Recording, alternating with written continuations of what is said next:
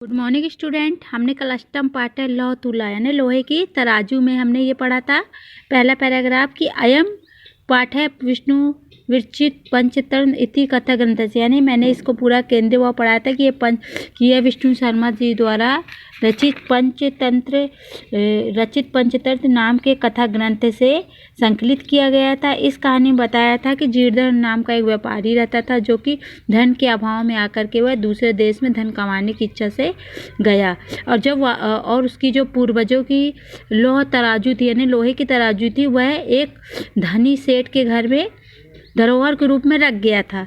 जब लौटकर वापस आया तो उसने जब अपनी धरोहर की चीज़ मांगी तो उसने मना कर दिया, बोला उसे तो चूहे खा गए हैं।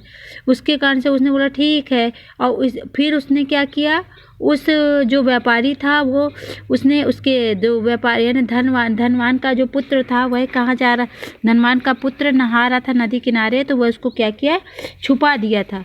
और छुपा देने पर जब बोला गया कि मेरा पुत्र कहाँ है, जब उस धनी ने पूछा उससे कि व्यापारी से कि मेरा पुत्र कहाँ है, तो उसने क्या बोला, बाज उसको उठा ले गया है। इस प्रकार से दोनों का वाद विवाद बढ़ जाता है जो न्यायालय तक पहुंचता है, वहां पर फिर उसके बाद में न्याय होता है। ये चैप्टर हम आगे पढ़ेंगे। आगे मैंने आपको बताया आसीत कश्मीर अधिष्ठानो जीर्धरो नाम वड़िकस पुत्र, यानी क्या था इसका, किसी स्थान पर जीर्धर नाम का एक व्यापारी का पुत्र था। सह च विभयच्छा देशांतरम गंतु मिच्छन व्यंचित है, उसने दूसरे देश में जाकर व्यापार करने की इच्छा करते हुए सोचा।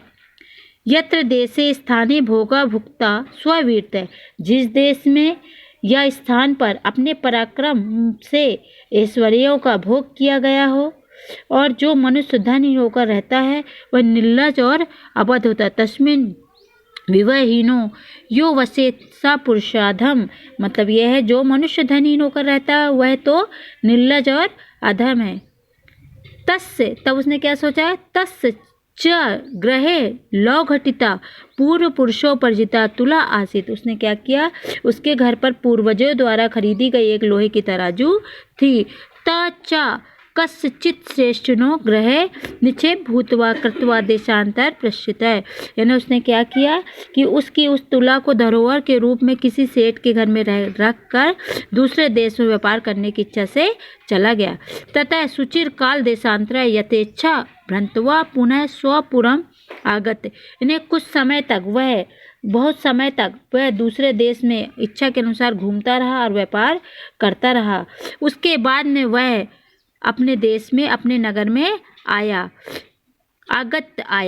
तम श्रेष्ठ ने अवदत्त, तब उसने क्या किया, उस श्रेष्ठ से जा करके उस सेठ से बोला, भो श्रेष्ठिना दियताम में सा निक्षेप तुला, बोला उसने, हे धनिक जी, जो मैंने तुमको तुला अपनी यानी तराजू रखने को दी थी वह मुझे लौटा दीजिए, दे दीजिए। सो वदत्त, तब वह धनी ने क्या बोला, भो नाशिता सा तो दिया तुला मुश्किल बचिता, अरे वो तराजू तो तुम्हारी खराब हो गई है, मतलब वह तराजू तो तुम्हारी चूहे खा गए उस तराजू को। जीर्धन अवदत्त, जब जीर्धन ने क्या कहा, जीर्धन अवदत्त भो श्रेष्ठ ने नास्ति दोस्ते, जब जीर्धन ने कहा हे सेठ चूहे खा गए हैं तो यदि मुश्किल बचिता, अरे यदि चूहे खा गए हैं, ईदृशय अयम संसार है न कंचित शाश्वत मस्ती, इसमें तुम्हारा कोई दोष नहीं है। यहाँ तो सभी कुछ नाश्वर है, शाश्वत नहीं है। पर मैं नगा स्नानार्थ गमिष्यामि तत्त्वयम् आत्मीयन एन शिशु, मैं नदी पर नहाने के लिए जाऊंगा, इसलिए तुम अपने धन देव मान मया सह स्नानो पर करस्तम प्रेष्य, मैं नदी के किनारे नहाने के लिए जा रहा हूँ, इसलिए तुम अपने इस धनदेव नाम के पुत्र को स्नान के लिए सामग्री सारे हाथ में रखकर मेरे साथ भेज दो, स्नान करने के लिए भेज दो। सश्रेष्ठी स्वपुत्र अवदत्त वत्स पितृवयो तब स्नानार्थ यास्यति तद अनेन साकम गच्छति, उन्होंने क्या पूछा अपने, इसके बाद वह सेठ अपने पुत्र से बोला, पुत्र यह तुम्हारे चाचा है, स्नान के लिए जाएंगे, इसलिए तुम भी इनके साथ चले जाओ। अथा सौ श्रेष्ठ पुत्र धनदेव स्नानो पराक्रमादाय प्रहष्ट मनातेन अभ्यातेन सह प्रस्थित है। वह पुत्र ने क्या किया, वह पुत्र व्यापारी के साथ स्नान करने की सामग्री लेकर के उसके साथ अतिथि के साथ चला गया।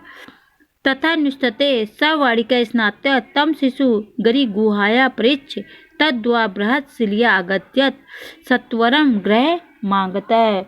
और उसने क्या किया, यानी अतिथि के साथ चला गया। वैसा ही होने पर उस व्यापारी के स्नान करके उस बालक को पर स्नान करने के बाद में वह उस बालक को गिरी गुहा मतलब पर्वत पर गुफा में पर्वत की गुफा पर उसको क्या किया, उसको ले जाकर उस बालक को गुफा में रख कर उसके द्वार को बड़े पत्थर से ढक दिया और ढक कर शीघ्र ही वापस आ गया। सश्रेष्ठी पृष्ठवान भो अभ्यागत है।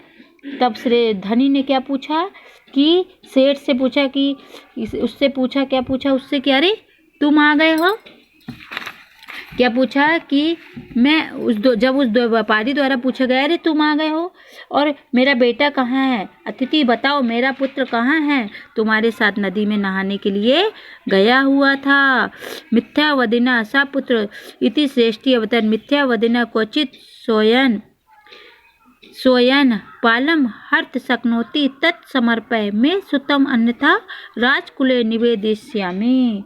उसने क्या कहा, वह बोला नदी के किनारे, जब उससे पूछा गया तो उसने क्या बोला, वह बोला कि नदी के किनारे बाज के द्वारा तुम्हारे पुत्र का अपहरण कर लिया गया है। तब उसने क्या बोला, यहाँ मिथ्यावादी ने अरे झूठ बोलते हो, क्या कहा कि अरे झूठ बोलते हो, तत्समर्पय सुतम अन्यथा राजकुल, अरे झूठ बोलते हो, क्या कहीं कोई बाज भी उठा के ले जा सकता है क्या, अपहरण कैसे कर सकता है। इसलिए यदि अगर तुम मुझे मेरे बेटे को नहीं लौटा दोगे तो राज दरबार से निवेदन करूँगा, तुम्हारी शिकायत करूँगा।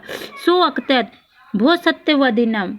तब उनका वह बोला अरे सच बोलने वाले, जैसे यथा शयन बालम न नयति, जिस प्रकार से बाज बच्चे को उठा कर नहीं ले जा सकता है, उसी प्रकार से मुस्का अपि लौ घटिता तुला न बच्यंती, उस प्रकार से क्या लोहे की तराजू को भला चूहा खा सकते हैं। इसलिए तदपय तुलाम यदि दाड़के प्रयोजनम, तुम मुझे मेरी तराजू दे दोगे तो मैं बाज द्वारा चुराए गए को पुत्र को तुमको लौटा दूंगा। इस प्रकार इत विवाद मानो, इस प्रकार से दोनों का विवाद क्या हुआ, बढ़ गया, ज़्यादा बढ़ता चला गया। राजकुलम गतौ, और वह विवाद बढ़ता हुआ कहाँ चला गया, राजकुल तक पहुँच गया, राज दरबार तक चला गया। तत्र श्रेष्ठी तारस्वरेण अवदत् भो वंचितो अहम अब्राहम अनेन चौरणे मम शिशु अपरम। तब उसने क्या बोला, सेठ ने कि अरे राज दरबार में जाकर के कि मेरी बात सुनो, इसने मेरे बेटे को चुरा लिया है और बोल रहा है कि मेरे बेटे को बाज उठाकर ले गया है। क्या कहीं ऐसा होता है क्या कि बाज पुत्र को, बेटे को उठा करके, अनेक इंसान को उठा करके ले जा सकता है क्या। इसके बाद हम आगे पन्ना पलट रहे हैं, ठीक है। अथ धर्माधिकरण। अब उसके बाद क्या हुआ, इस प्रकार झगड़ा बढ़ गया, घोर अन्याय ऐसा बोलने लगा, वो चीखने लगा और वे दोनों अपहरण कर लिया गया। इसके बाद न्यायकर्ताओं के बाद भी जब सेठ के पुत्र को नहीं लौटाया तब बात आगे और बढ़ गई, ठीक है। सह अह, तब उन्होंने क्या कहा, अत धर्माधिकरण तम उपदत भो समर्प्यत श्रेष्ठ सुम। उसके बाद न्यायकर्ताओं ने व्यापारी के पुत्र से कहा अरे सेठ के पुत्र को लौटा दो। उन्होंने कहा से सो अवदत की करोमी पश्यति नदी तटय सेन शिशु अपहृत, अरे मैं क्या कर सकता हूँ, नदी के किनारे पर सच कह रहा हूँ, मैं देखते ही रह गया और इस बालक को बाज उठा करके ले गया, किसी बाज द्वारा अपहरण कर लिया गया। यह सुनकर भो भक्त्या सत्यम नतिक्तम शयन शिशु हर्तवा समर्थो भविता सोबतत भो श्रुत्वा। उन्होंने बोला कि ऐसा सुनकर तुम्हारे द्वारा सच नहीं कहा जा रहा, क्या बाज कहीं अपहरण कर सकता है। जब राज दरबारी वालों ने बोला तुला लो सहस्त्र यत खादंती मूसा, तब उसने क्या कहा व्यापारी ने कि जब लोहे की तुला को चूहा खा सकता है तो राजतंत्र हरिच्योन बालक नाथ संशय, तो क्या बालक को बाज नहीं उठा ले सकता। जब राज दरबारी वाले जितने लोग खड़े हुए थे वो हंसने लगे। वे ते अपृच्छन कथमेत, वे न्यायकर्ता से बोले ये कैसे हो सकता है। न्यायकर्ता ने क्या कहा, कह रहे इससे पूछो ये कैसे हो सकता है। इसके बाद तत्सश्रेष्ठी सभ्यानामग्रे आदित्य सर्ववृत्तांत नेवत, उसके बाद सेठ ने सभा के लोगों को आरंभ की सारी घटना बताई। तथा न्यायाधिकरणम विहसत्वदोपि संबोधम तुला शिशु प्रदायन तेसितवन, तब वहाँ पर जो अधिकारी लोग थे राज दरबार में जो उन्होंने हंसकर कहा ये दोनों को समझा बुझा बुझा दिया मिलवा दिया और बोले परस्पर तुला तुम उसको दे दो और ये बच्चे तुम्हारा बच्चा तुमको दे देगा। दोनों ने एक दूसरे को वापस कर लिया। इस प्रकार से ये हमारा जो चैप्टर था वो जल्दी ख़त्म हो गया है।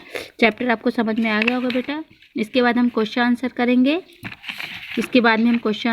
ठीक है बेटा, ओके, आज के लिए इतना। Good day.